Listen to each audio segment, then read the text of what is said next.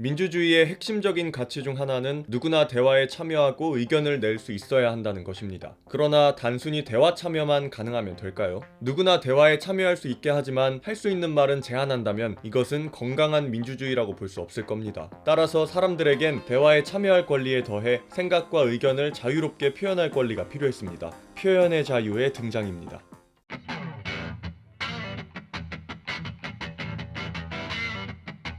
이 컨텐츠는 전문적 지식이 아닌 뇌피셜에 기반했으며 저와 다른 의견 모두를 존중합니다.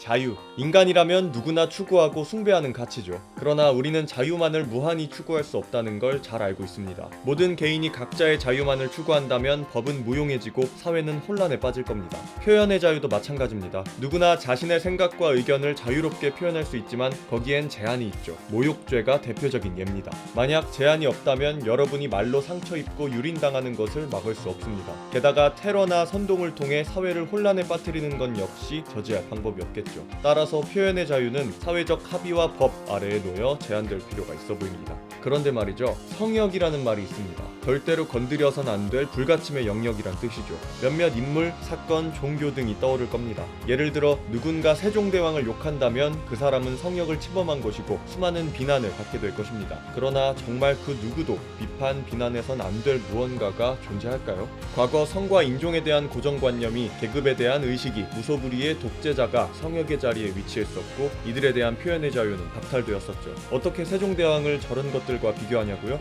결코 세종대왕을 욕해야 한다고 말하는 게 아닙니다. 세종대왕을 욕할 수도 있어야 한다는 것이죠. 어떤 것에 대한 존중과 존경과는 별개로 그에 대한 비판과 논의 가능성은 늘 열려 있어야 하지 않을까요? 표현의 자유가 제한되는 순간 생각의 변화와 발전 역시 제한될 겁니다. 사회적 합의나 법에 의해 정해진 성역은 굳건히 자리를 지키며 그에 대한 비판이나 다른 생각은 허용하지 않겠죠. 입막음 당한 사회는 차별, 독재, 부당함에 대해 항의할 수 없고 그저 순응해야만 할 겁니다. 따라서 표현의 자유는 그 어떤 것에 의해서도 침해되지 않으며 모든 것에 대한 비판과 변화 가능성의 매개로서 작용해야 할 겁니다. 어떤가요? 표현의 자유에 대한 두 가지 의견 중 어느 쪽이 더 설득력 있어 보이나요? 사실 이러한 논의는 표현의 자유에만 국한된 것이 아닙니다. 자유와 제한의 균형에 대한 고민은 인류 역사 동안 계속 이어져 왔죠.